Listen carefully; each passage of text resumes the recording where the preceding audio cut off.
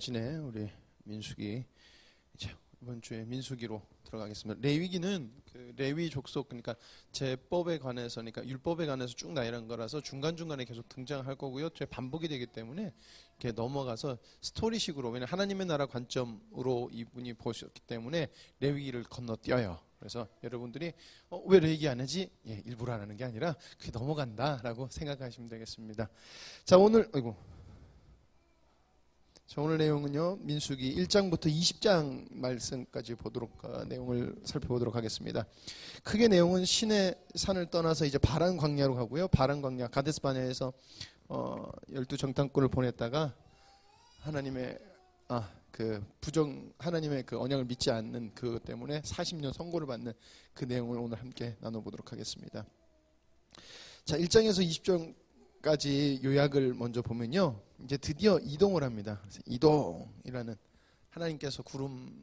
하나님의 구름이 이렇게 하늘 공중에 떠서 이동을 하게 됩니다. 그래서 드디어 하나님의 율법을 받았고 하나님을 만났던 장소를 이스라엘 백성들이 떠나게 됩니다.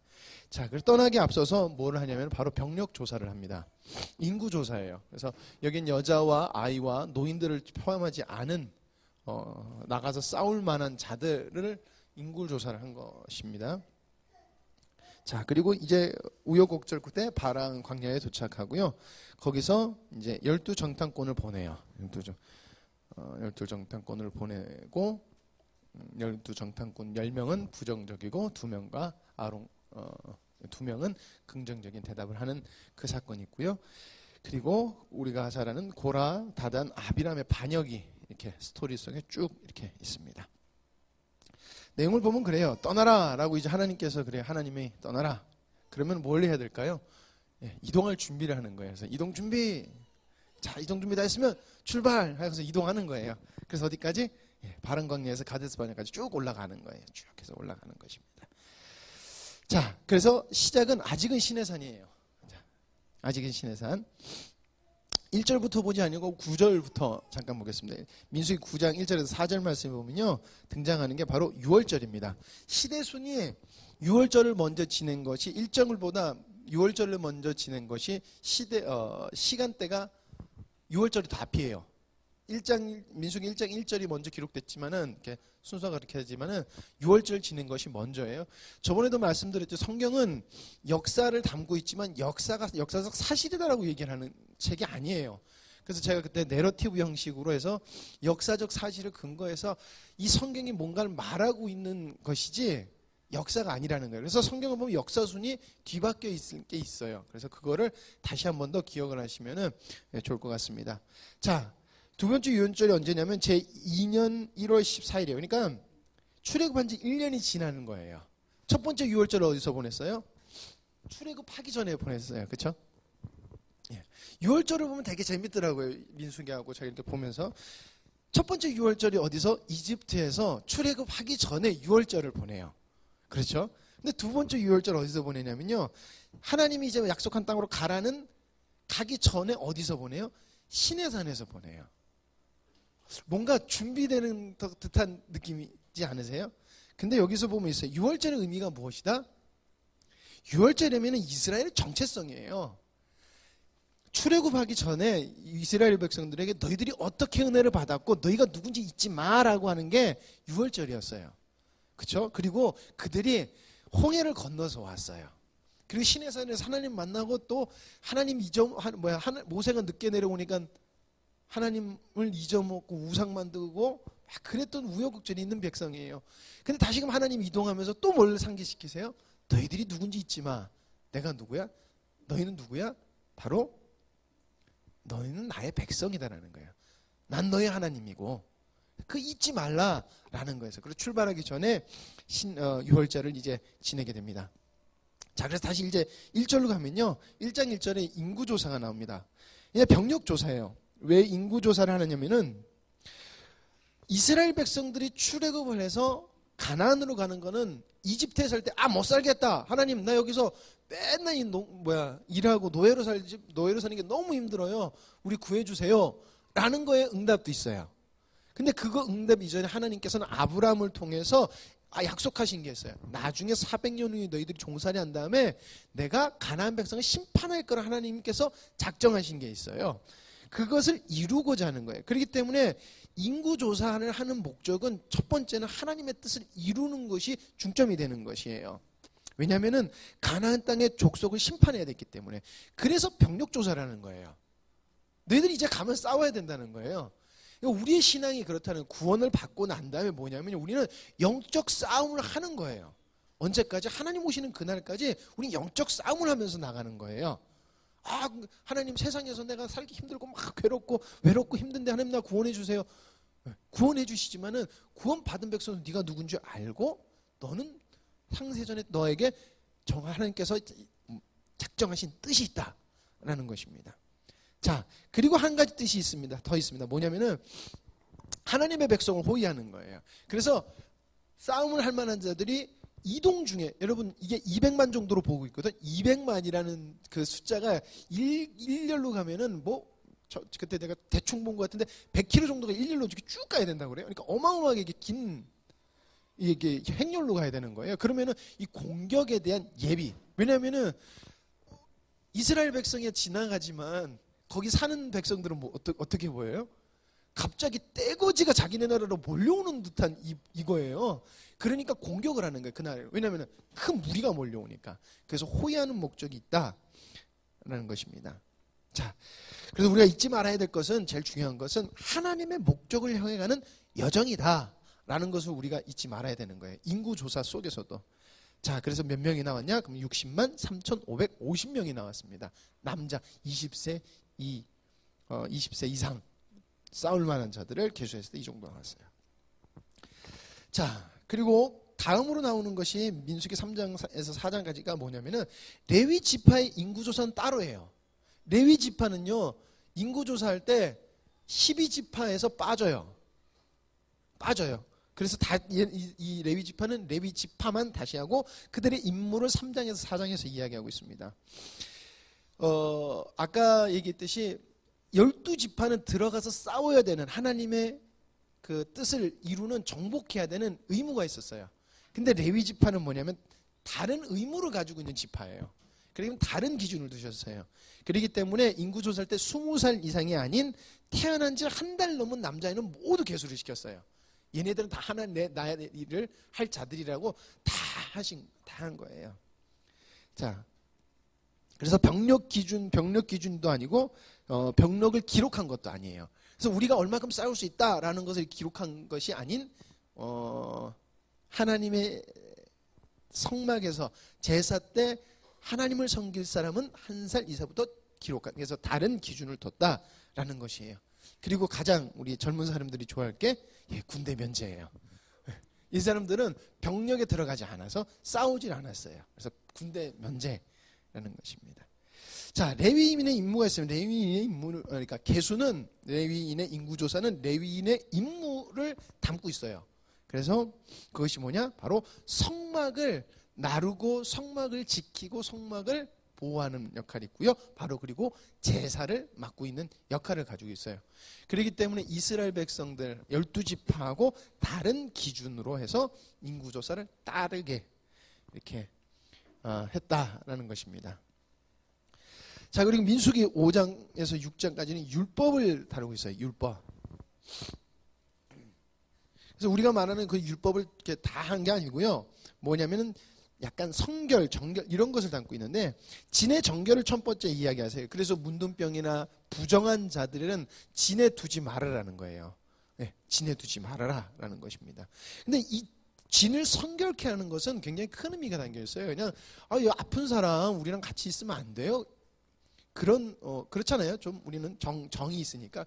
근데 하나님의 백성에 더러운 것, 부정한 것이 들어오면 안 된다는 거예요. 그러니까 하나님은 부정한 거랑 함께 할 수 없다는 것을 보여주는 거예요. 인간적으로 보면 되게 야속해요. 되게 야속하지만 그렇지 않다는 거예요. 대신 뭐냐면은 나가서 진 밖에서 치유를 얻으면 또 누구든지 올 수 있어요. 너도 저번에 그랬으니까 안 돼라는 그 기준이 아니에요. 고침 받으면 다시 진으로 들어올 수 있어요. 그렇기 때문에 하나님은 그 진을 정결하는, 그래서 무슨 병 뭐뭐한 사람들은 절대 뭐 하지 마라? 진으로 들어오지 마라. 그리고 인간적으로도 우리의 삶 속으로도 부정한 것들은 진의 백성들을 오염시키고 그리고 병들을 옮길 수 있기 때문에 구별하는 또 목적도 있었다라는 것이에요. 그래서 이스라엘의 제사법에 보면은 시체를 만진 사람이 진박해서 정결해질 때까지 하루가 못 들어오는 그런 규례도 주셨잖아요. 왜냐하면 부정한 거라는 거예요. 부정한 것은 들어올 수 없다라는 것이다라는 것입니다. 그리고 하나님과 타인에 대한 범한 죄값을 어떻게 치러라 라고 하는 것에 대해서 이야기를 하고 있습니다.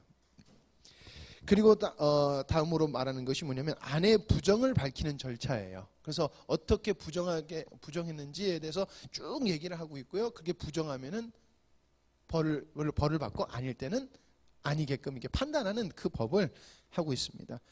그리고 네 번째는 나시림법이에요. 나시림법. 그러니까 구별된 자는 어떻게 해라라는 것이 이 법으로 나와 있는데 되게 재밌는 게요. 나중에도 뭐 얘기를 할 수 있겠지만은 이 나시림법을 이렇게 성경에 나오면 지킨 게 정확하게 나오지가 않아요. 보면은 뭐 삭도되지 않았다 뭐 요 정도만 나오는데 나시린이 부정하게 됐을 때 어떻게 되냐면 머리를 싹 밀어버려요. 머리 깎지 않았다 그 머리를 싹 밀어버려요. 그리고 다시 나기 시작하면은 정결하다고 해줘요. 그게 나시린법에 하나 들어가 있는데요. 머리를 싹 밀고 다시 사는 사람이 여러분 성경에서 누가 있을까요? 삼손이에요. 삼손이 나시린이었어요. 그렇죠? 근데 삼손이 나시린으로 똑바로 살지 못했어요. 술 먹고 부정한 거 만지고 이방 여자랑 결혼 하지 말라는 거 다 해요. 결국 어떻게 돼요? 자기 힘이 있다고 어떻게 돼요? 네, 머리를 깎여요. 자기가 깎은 것도 아닌데 깎여요. 근데 나중에 깎여가지고 비참한 모습이 돼서 블레셋에 잡혀가가지고 짐승이 끄는 수레를 쭉쭉 끌어요. 이게 쭉쭉 끄는데 끊으면은 세월이 지나겠죠? 세월이 지나면 뭣도 자라요? 다시 머리가 자라는 거예요. 근데 머리가 자라면서 다시금 어떻게 되냐면은 하나님이 거두어갔던 힘이 다시금 삼손에게 주어져요. 이게 되게 하나님이 그 삼손이라는 그 인생 속에서 나시린으로 깨끗게 하시는 정결을 좀 웃긴 사건이지만은 그렇게 해서 삼손을 정결하게 하신 다음에 어떻게 해요? 마지막 죽을 때 블레셋 사람들을 더 많이 평생 살았을 때보다 죽인 사람보다 더 많이 죽이는 그런 하나님의 일을 하고 모세는 삼손이 그 인생을 마치게 돼요. 그래서 그 나시림의 법이 정결케 되는 것이 별로 나오지가 않는데 삼손의 사건에 대해서 그 전반적인 게 딱 나와요. 그래서 나시린의 법을 따로 주셨다라는 것입니다. 그리고 마지막으로 보면 제사장의 축복이에요. 제사장의 축복. 그러니까 영적인 지도자가 그러니까 아론에게 축복하라고 했는데, 그러니까 지도자의 축복은 하나님께서 주시는 거다라는 것을 우리에게 말씀해 주시는 것 중에 하나라는 것이에요. 자, 그래서 민수기 5장에서 6절 법을 요약하면 결국에는 순결하고 정결해야 된다는 거예요. 하나님의 백성은 순결해야 되고 정결해서 죄가 들어오면 안 된다는 것을 하나님께서는 보여주는, 특별히 더 이렇게 강조하시는 내용으로 집약되어 있다라는 것입니다. 제가 코가 되게 간지러워요. 그래서 말을 하면 여기가 울려요. 간질간질해요 지금. 자, 그리고 7장에 뭐가 나오면 성막 완성이 되고 각 지파가 하나님께 예물을 드려요. 그래서 12지파가 나와서 예물을 드리고 또 다음 지파 이렇게 해가지고 12지파가 예물을 드리는 사건이 들어옵니다. 그래서 이것은 결국에는 하나님께 하시는, 그리고 함께 하시고 인도하시고 통치하시는 하나님에 대한 감사, 우리가 함께 하시는 것에 대한 감사를 12지파가 하나님께 드리는, 그것이 이제 시내산을 떠나기 전에 이렇게 하는 거예요. 아직 시내산이에요. 아직 안 떠났어요. 자, 민수기 8장이 바로 그리고 나오는 게 바로 레위 자손의 헌신 예배예요. 그래서 위임을 하게 돼요. 성막의 일들을 다 나눠요. 그래서 고라 자손은 누구, 아비람 자손은 누구, 이렇게 싹 나눠요. 그런 일을 하게 됩니다. 그리고 거기에 들어가는 바로 제사들에 대한 내용들이 어디냐? 레위기에 나오는 거예요. 레위기에. 그래서 레위기는 바른 제사, 그러니까 바른 하나님께 예배드리는 것을 대한 예에서 기록됐다라는 것을 아시면 되겠습니다. 그래서 여기서 또 끼워 읽기 해야 되는데, 민수기 9장 15절 23절에 이제 길을 안내하는 구름 내용이 나오는데 끼워 읽기라고 돼 있더라고요. 그래서 한번 끼워 읽으시면 될 것 같아요. 자, 그래서 민수기 10장 1절에서 10절은 어떤 내용이냐면요. 나팔 사인이에요. 저희가 주일날 뿌 불잖아요. 저 나팔, 거기 보면 저 나팔을 만드는 제조법을 하나님께서 이렇게 성경의 말씀대로 이렇게 말씀해 주세요. 어떻게 하라. 그래서 제사장 나팔은 은을 씌워서 만들고, 그래서 목사님 부는 나팔이 저게 은으로 이렇게 씌워져 있는 거예요. 이렇게 씌워져 있는 그 나팔은 제사장 거다. 뭐 이렇게 해서 그런 법을 주시고요. 그리고 나팔을 부르면 무조건 가는 게 아니라 사인이 필요한 거예요. 한 번 불 땐 누구, 두 번을 불 때는 어디가. 그러니까 세 번 불면은 어디. 그리고 또 네 번 불면 어디 이렇게 가라는. 그리고 길게 불 땐 뭐하고 뭐 할 땐 뭐하고 이런 그것을 정해요.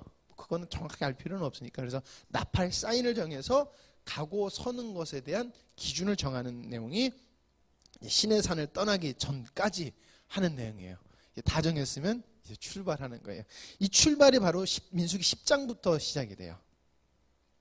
자, 그래서 쭉 올라가요. 근데 쭉 올라갈 때 내용 10장부터 20장까지 요약을 먼저 할게요. 자, 어디까지 가냐면은 브엘세바 근처 가나안 입구까지 간다고 그래요. 이게 정확하게 지금 어딘지에 대해서 브엘세바라는 위치는 지금도 아는데 이스라엘 백성들이 갔던 곳에 대한 위치가 정확하게는 몰라요. 가데스 바냐라는 곳이 어딘지가 정확하게 아직은 이렇게 몰라요. 근데 나중에 그건 어디라고 할 수 있다라는 것을 한번 나눠보겠습니다. 근데 그걸 보려면 여기 브엘세바 근처까지 갔다고 하는데 그건 뭐냐면은 신의 산은 여러분들 뭐냐면 약속이에요. 약속. 하나님의 언약이에요. 언약이 이루어진 거예요. 구원시키시고 하는 게 언약이 약속인데 가데스 바냐라는 곳이 뭐냐고 바란 광야 가데스 바냐라는 곳은 뭐냐면은 이제 그것을 넘어서 브엘세바를 넘어서 가면은 하나님의 약속이 진짜 실제로 이루어지고 우리가 하나님의 백성으로서 일할 시작이라는 것이 눈앞에 보이는 거예요. 그냥 단순하게 이동한 게 아니라 하나님께서 약속한 게 지금 차근차근 이스라엘 백성들 앞에서 이루어지고 있는 거예요. 그러면 참된 하나님의 백성이면 얼마나 그 마음에 두근댐이 있을까? 아, 이제 하나님의 뜻이 이루어진다. 야, 우리가 이제 가서 정복하면 돼. 라는 게 바른 하나님의 백성의 모습일 거라는 거예요. 왜요? 그들은 홍해를 건넜어요. 그들은요 광야에서 메추라기와 만나를 먹었고요. 하나님이 불기둥과 구름기둥으로 계속 있었고요. 하나님께서는 신의 산에 임하셨을 때 사람이 감히 다가갈 수 없을 정도로 놀라운 위엄으로 임하셨던 하나님이고, 그리고 그 전에도 모든 승리에서 기적으로 이기게 하셨던 하나님이에요. 근데 거기서 무슨 사건이다? 하나님의 약속을 믿지 못하는 사건이 바로 가데스 바냐에서 일어나는 거예요. 언약 선치가 눈앞에 두고 있는 것이 가데스 바냐다라는 것을 여러분들이 가데스 바네아다라는 것을 여러분들이 아셔야 되겠습니다. 자, 정탐 사건을 보면요, 이거예요. 하나님의 목적을 이들이 상실해 버려요. 왜 그러냐면은 두려움 때문에 그래요. 두려움. 인간의 기준으로 가서 딱 보니까 자기네들이 절대 싸워서 이길 만한 존재들이 아니라는 거예요. 쉽게 말하면 우리는 칼 들고 있는데 저기는 총을 들고 있고, 우린 총을 들고 있는데 저기 기관총을 들고 있고, 뭐 이런 식인 거예요. 싸움은 뭐 절대 못 이길 것 같은 거예요. 그러니까 뭐예요? 두려움이 생긴 거예요. 그동안 함께 하신 하나님을 잊어버리는 거예요. 그러니까 그걸 잊어버리니까 뭣도 잊어먹어요? 내가 뭘 해야 되는지도 잊어먹는 거예요. 그래서 이들이 하나님의 목적을 상실해버려요. 그리고 또 하나가 뭐냐면 언약을 거절해버리는 거예요. 그냥 단순히 못 가가 아니라 언약을 거절해요. 그게 왜 그러냐면은 가데스 바냐라는 곳이 오아시스라고 그래요. 오아시스. 가데스 바니아라는 곳이 오아시스가 있는 지역이다라고 그래요. 그래서 그 지역이 추측하기를 저기 빨간 점 있죠. 따다다다닥닥닥닥 하는 데가 저기가 오아시스가 있는 데예요. 이스라엘의 초입에 있는 오아시스가 저기에 있어요. 그러니까 여기가 신의 산인데 이렇게 올라가는 거예요. 이렇게 올라가는 거예요. 근데 지금 가데스 바네아라는 곳을 우리가 여기쯤으로 보고 있어요. 저게 기존에. 그거는 왜냐면은 신의 산을 여기로 보는 거예요. 그래서 이렇게 올라가서 여기가 가데스 바네아고 12정탐꾼을 이렇게 올려보냈다라고 보는 관점이고요. 하나는 뭐냐면요, 알라우츠산이 시내단이라는 곳은 이렇게 해서 이 페트라라는 지역에 우물이 나는데 굉장히 많이 난대요. 이건 무슨 뜻이냐면은 200만 명이 먹고 남을 수 있는 물이 있어야 되는 거예요. 네, 그렇기 때문에 페트라라는 지역에 이제 머물렀다라고 보는 거예요. 어쨌든 뭐냐면 이 사람들이 제일 중요한 거는 오아시스가 있으니까 자기네들이 여기서 멈춰서도 죽지 않는 거예요. 살 수 있는 거예요. 그러니까 하나님의 언약을 정복하기보다는 우린 여기서 머물겠다. 우린 못 간다라고 하는 거예요. 만약에 거기가 사막이었고 마실 물이 없었으면 죽으나 사나 시로도 올라가야 되는 건데 아니에요. 먹을 물이 풍성하니까 이 사람들이 머물러 버리겠다는 거예요. 왜 우리가 굳이 가서 싸워?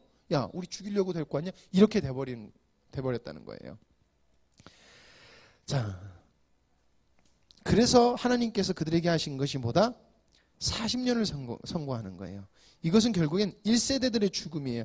1세대들의 죽음이라는 것은 그들의 잘못된 마음속에 있는 뿌리 깊은 것들을 싹 죽여버리시겠다는 하나님의 작정인 거예요.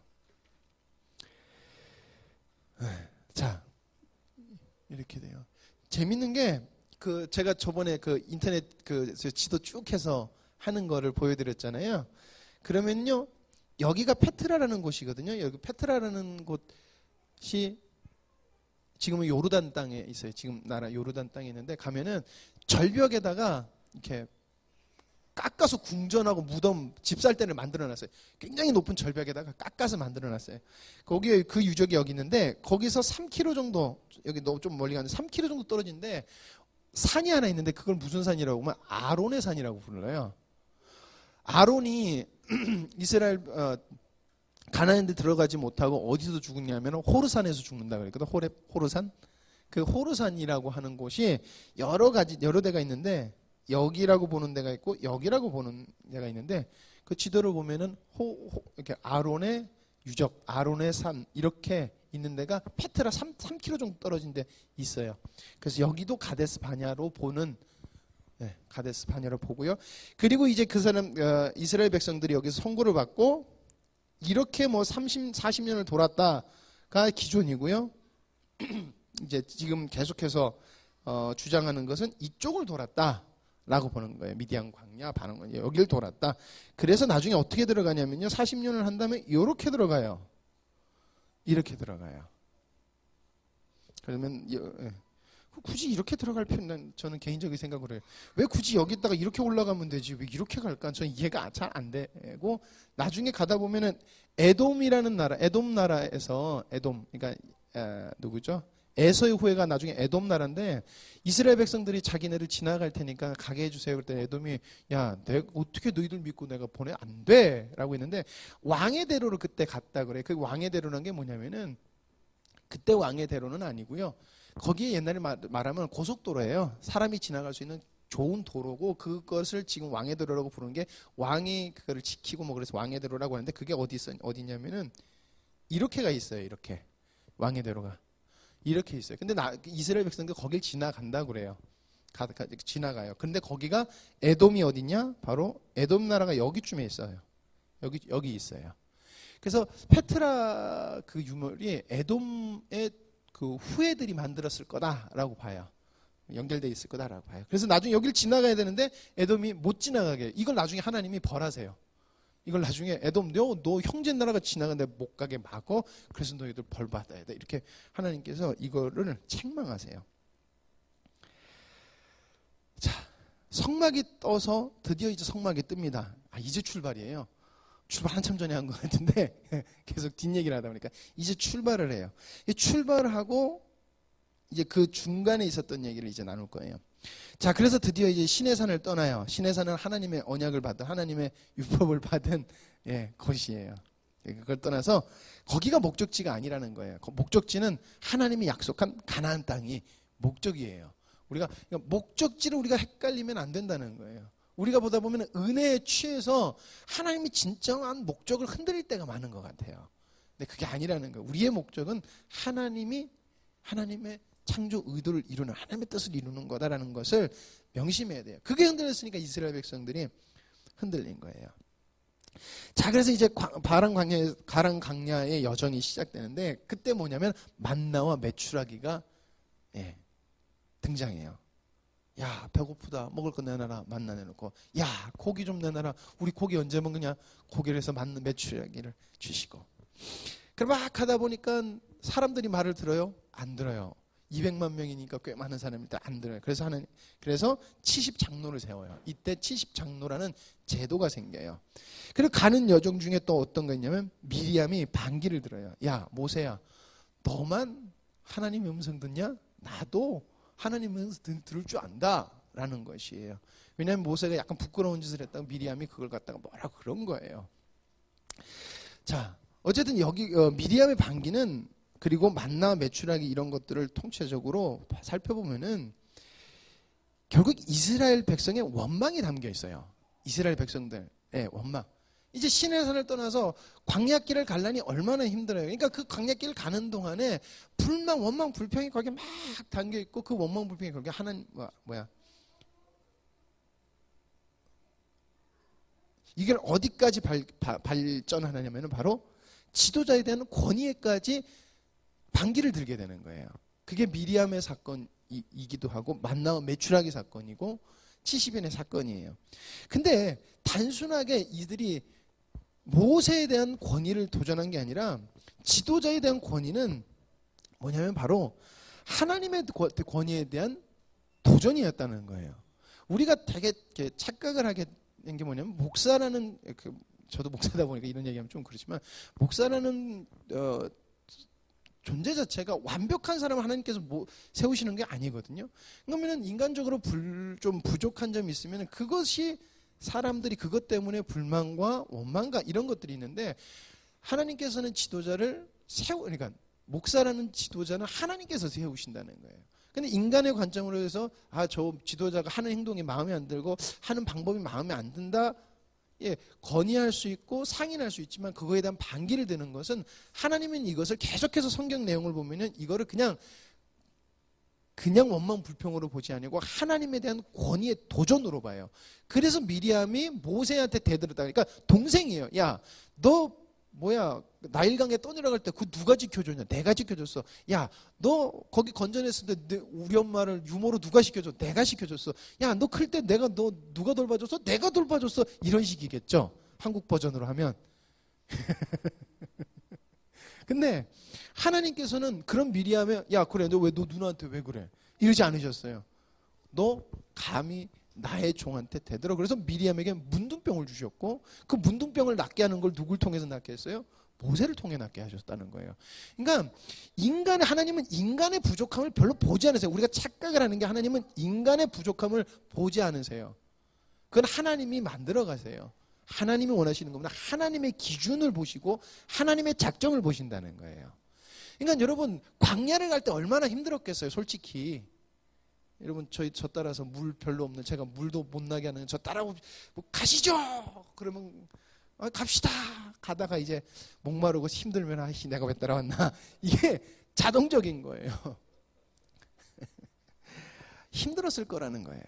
그러니까 이스라엘 백성들이 원망 불평했겠지만은 그들이 원망 불평한 건 단순한 원망 불평이 아니었다라는 것을 우리가 좀 기억을 해야 된다. 그것은 하나님에 대한 도전이고 하나님의 권위에 대한 반항이고 반기였다라는 것이에요.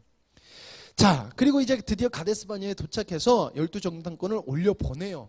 올라가서 이스라엘을 통으로 올라갔다가 내려와요. 그러니까 쑥 한번 훑은 거예요. 갔는데 좋아요.